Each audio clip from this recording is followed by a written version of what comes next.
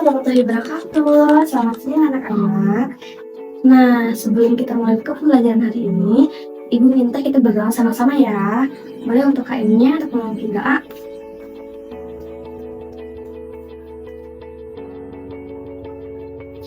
Baik, selesai. Nah, Ibu pengen kalian cek kanan kirinya, depan belakang. Apakah hadir semua? Atau ada yang tidak hadir? Alhamdulillah, berarti kita hari ini lengkap dengan jumlah total siswa 25 ya. Tapi Ibu pengen tanya nih, kabar kalian hari ini gimana? Coba, Jaki, gimana kabar kamu? Alhamdulillah. Coba, Cynthia, alhamdulillah ya. Semoga semuanya kita selalu diberikan kesehatan. Nah, tapi pengen tanya lagi. Di minggu kemarin kita mempelajari tentang apa? Betul, tentang sistem pembayaran dan alat pembayaran. Tapi, apakah ada yang masih ingat apa itu sistem pembayaran? Betul sekali, katanya sistem pembayaran itu adalah pemindahan uang dari satu pihak ke pihak lain. Nah, lalu apa aja jenis sistem pembayaran? Betul, ada 3 katanya. Coba apa aja? Iya, yang pertama ada tunai, yang kedua non tunai, yang ketiga ada elektronik. Nah, alhamdulillah kalian masih pada ingat materi minggu kemarin. Tapi Ibu pengen tanya satu lagi, apakah semua transaksi itu menggunakan cara dan alat yang sama? Tidak, Bu, katanya. Kenapa tidak?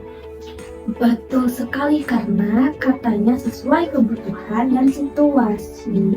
Oke, nah anak-anak dalam kehidupan sehari-hari itu pasti kita sudah melakukan transaksi seperti membeli makanan, membayar transportasi, belanja. Nah itu semua kita berarti sudah melakukan transaksi. Ini pengen tanya, tadi kalian pagi-pagi apakah ada yang berangkatnya naik ojol? Ada. Apakah tadi kalian pagi-pagi ada yang mau sarapan? Ada juga. Nah, Ibu pengen tanya, coba Sidik, tadi katanya kamu berangkat naik ojol. Nah, alat transaksi apa yang kamu gunakan tadi pagi? Oke, berarti itu sudah termasuk ke jenis pembayaran non tunai. Coba Putri, tadi katanya kamu pagi-pagi membeli sarapan di kantin. Nah, alat pembayaran apa yang kamu gunakan tadi pagi? Berarti karena Putri menggunakan e-wallet, berarti Putri sudah melakukan jenis pembayaran elektronik. Oke. Nah, Ibu punya salah satu kasus nih. Coba kalian bayangkan. Kalian sedang jajan di kantin, tapi kalian tidak membawa uang. Dan di kantin tersebut sudah menyediakan kris. Nah, kira-kira apa yang kalian akan lakukan? Betul, pakai e-wallet, Bu, atau pakai kris, Bu. Nah, betul sekali ya. Tapi kalau misalnya situasi seperti ini gimana? Misalnya kalian membeli laptop atau membeli handphone dengan nominal yang besar, tapi kalian tidak mungkin membawa uang cash. Nah, apa yang akan kalian lakukan? Betul, katanya transfer aja, Bu. Nah, berarti dari 2 kasus tadi yang sudah Ibu sebutkan itu sudah membuktikan kalau misalnya setiap transaksi itu tidak menggunakan alat pembayaran yang sama seperti tadi yang sudah dibahas, katanya sesuai situasi dan sesuai kebutuhan. Nah, berarti di sini kita sebagai siswa harus lebih pandai lagi memilih alat pembayaran yang efektif dan efisien. Nah, sesuai dengan apa yang kita akan pelajari hari ini, kalau misalnya kita akan belajar tentang karakteristik sistem dan alat pembayaran dan mengevaluasi tentang kekurangan dan kelebihan dari masing-masing alat pembayarannya. Karena biar sesuai dengan situasi dan kebutuhan. Maka dari itu kita juga harus tahu apa sih dari kekurangan tentang tunai, non tunai, elektronik, dan apa juga kelebihannya. Kita akan mempelajari tentang mengevaluasi dari kekurangan dan kelebihan dari masing-masing alat pembayaran. Nah, sekarang Ibu pengen kalian perhatikan sebuah video pembelajaran yang Ibu sudah share di grup. Coba di situ ada, kalian klik di sini. Di video pembelajaran ya, di sini ada karena kita pertemuan kedua, berarti kita klik untuk di bagian pertemuan kedua ya. Nah, di bagian pertemuan kedua kita klik yang tentang alat pembayaran tunai, non tunai dan elektronik ini. Nah, coba kalian simak video ini dengan baik ya. Di sini. Bagus itu sesuatu loh. Nah, Nah, apakah sudah selesai semua? Oke, baik, karena sudah selesai, di sini Ibu akan tanya ke kalian. Nah, dari video tersebut yang kalian tadi simak, Ibu pengen tanya nih, mengapa masyarakat sekarang kebanyakan beralih ke pembayaran non tunai? Nah, apa kelebihan dan resiko dari pembayaran tersebut? Oke, betul, katanya karena praktis Bu, karena tidak perlu membawa uang Bu. Nah, tapi Ibu pengen tanya, apakah semua sama efektifnya dari setiap alat pembayaran itu? Tidak Bu, katanya. Terus kapan kita melakukan alat pembayaran itu? Katanya kalau misalnya transaksinya kecil, bagus sekali, berarti kalian sudah memahami dan menyimak video tersebut dengan baik. Nah, kali ini Ibu akan membagi kalian ke 5 kelompok. Karena kita kali ini lengkap, jadi coba dari sebelah kanan Ibu pengen berhitung 1-5 dan seterusnya ya. Jadi nanti kelompoknya nomor 1 berkumpul dengan nomor 1, nomor 2 berkumpul dengan 2, begitupun seterusnya 3, 4, dan 5. Oke, coba tadi dulu. Oke, sudah semua ya, berarti coba berkumpul ke kelompoknya masing-masing. Nah, sudah semua untuk kumpul di kelompok masing-masing. Kali ini Ibu akan membagikan kalian LKPD ini. Nah, kalian menganalisis sebuah kasus yang sudah diberikan, lalu kalian juga analisis tentang dari setiap jenis pembayarannya dan tunai, non tunai, dan elektronik itu apa sih kekurangannya, apa kelebihannya, kerugiannya, solusinya dalam setiap situasinya efektif atau tidak. Oke, Ibu akan berikan LKPD ini ya. Coba kelompok 1, 2, kelompok 3, kelompok 4, dan kelompok 5 ya. Oke, nanti kalau misalnya kalian ada yang kebingungan, boleh kalian diskusikan dulu terlebih dahulu dengan kelompok kalian masing-masing. Kalau misalnya belum ada solusinya, boleh ditanyakan kepada Ibu ya. Oke. Ibu berikan kalian waktu 25 menit, cukup? Cukup. Oke.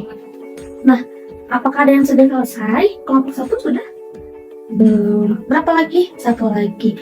Kelompok 2 sudah, kelompok 3 sudah, 4 sudah, kelompok 5 1 lagi. Oke, Ibu tunggu ya. Oke, sudah semua. Nah, Ibu minta perwakilan dari salah satu kelompok untuk mempresentasikan hasil diskusi kalian. Boleh Ibu pertanyaan kelompok 1?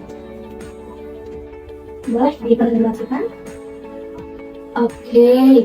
Katanya tadi, dari kesimpulan kelompok 1 itu katanya tunai lebih sederhana, non tunai lebih aman, dan elektronik lebih cepat dan praktis. Nah, apakah ada tanggapan dari kelompok lain?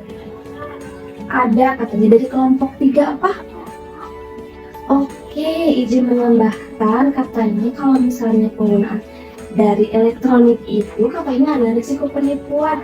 Nah, itu sangat betul sekali, itu sudah termasuk ke risiko penggunaan alat jenis pembayaran elektronik. Oke, ada lagi?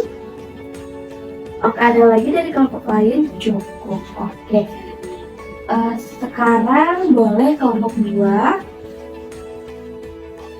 Iya, kelompok 3. Iya, kelompok 4. Oke, terakhir sekarang kelompok 5. Tadi dipresentasikan. Iya, betul sekali. Nah, untuk jawaban kalian tadi sangat luar biasa, Ibu apresiasi atas hasil diskusi kalian. Tapi di sini Ibu akan meluruskan dan menegaskan materi tentang yang kalian tadi diskusikan. Kalau misalnya di sini tuh ada karakteristik dari sistem pembayaran dan alat pembayarannya, dan mengevaluasi tentang kelebihan dan kekurangan dari setiap masing-masing alat pembayaran. Nah, perhatikan di sini. Tadi kan Ibu sudah menjelaskan kalau misalnya sistem pembayaran itu terbagi menjadi 3.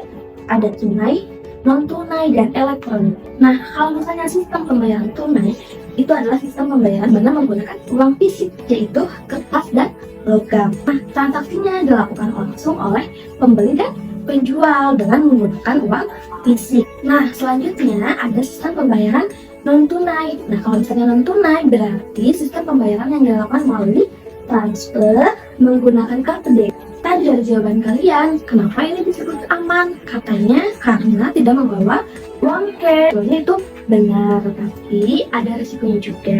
Nah, yang ketiga itu ada apa? Sistem pembayaran elektronik. Nah, sistem pembayaran elektronik ini sistem yang dimana digunakan dengan menggunakan e-wallet, kris, dan m-banking. Elektronik ini adalah sistem pembayaran yang dikembangkan dari non tunai ke berbasis teknologi digital. Nah, dari setiap sistem pembayaran itu memiliki kelebihan dan kekurangannya. Tadi kan ada non tunai, ini ada kekurangan atau risiko dari uang tunai.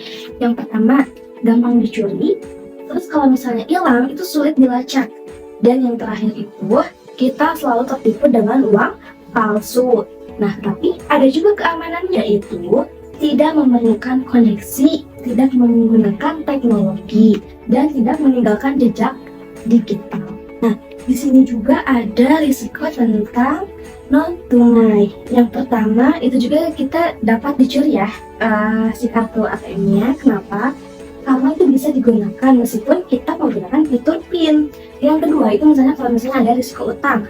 Nah, di situ ada risiko tentang jejak digitalnya karena misalnya terlambat membayar tagihan. Nah, tapi ada juga keamanan dari menggunakan alat pembayaran non tunai itu. Nah, tadi kita menggunakan PIN meskipun tadi resikonya sama, yaitu sebelum kita menggunakan PIN dapat dilacak, tetapi ada keamanan juga yang menggunakan PIN-nya. Di situ terdapat otentik atau verifikasi untuk tidak melakukan transaksi yang tidak sah. Nah, yang ketiga itu ada resiko juga untuk penggunaan sistem pembayaran elektronik. Nah, di sini yang pertama ada penyangkalan transaksi. Nah, yang kedua ada duplikat perangkat. Tiga ada perubahan pesan transaksi.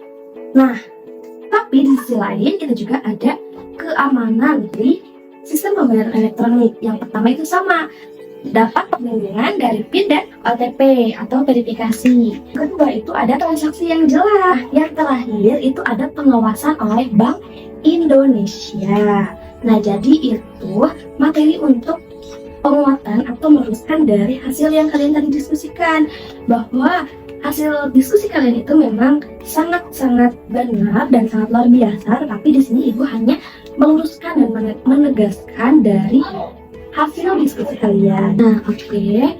Jadi dapat disimpulkan dari pembelajaran hari ini kita sudah mengenal sistem pembayaran, karakteristiknya, dan kelebihan kekurangan dari masing-masing sistem pembayaran tersebut.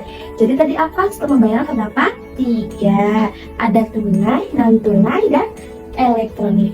Jadi disimpulkan dari ketiga sistem pembayaran itu sebenarnya tidak ada yang paling benar, tetapi semuanya itu tergantung situasi dan kebutuhan. Apa ada yang kalian mau tanyakan lagi? Oke, semuanya cukup. Kali ini Ibu tidak akan memberikan kalian tugas di rumah, tetapi untuk meningkatkan pemahaman kalian, Ibu pengen kalian coba isi kuis yang sudah Ibu share tadi Google Sheet. Itu ada, coba kalian klik yang bagian evaluasi. Nah, di situ ada kuis, coba kalian isi terlebih dahulu ya. Oke, kalau misalnya sudah semua, semoga pembelajaran hari ini semoga bisa bermanfaat dan bisa diterapkan di kehidupan sehari-hari. Apalagi sekarang dengan perkembangannya zaman, itu sudah banyak yang melakukan sistem pembayaran non tunai dan elektronik. Semoga kita bisa memilih alat pembayaran yang tepat dan efisien itu yang seperti apa. Maka terima kasih. Assalamualaikum warahmatullahi wabarakatuh. Sampai ketemu di minggu depan. Semoga kita bisa bertemu lagi dengan lengkap ya. Sehat-sehat.